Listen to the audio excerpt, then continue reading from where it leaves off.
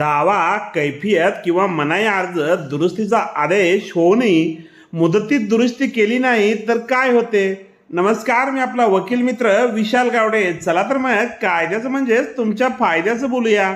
वादीने दाखल केलेल्या दाव्यामध्ये किंवा प्रतिवादीने दाखल केलेल्या प्रतिदाव्यामध्ये किंवा मनाई अर्जामध्ये परिस्थितीप्रमाणे वेळोवेळी दुरुस्ती अर्ज दिले जातात. त्यावर सुनावणी होऊन दुरुस्तीचे अर्ज मंजूर होतात.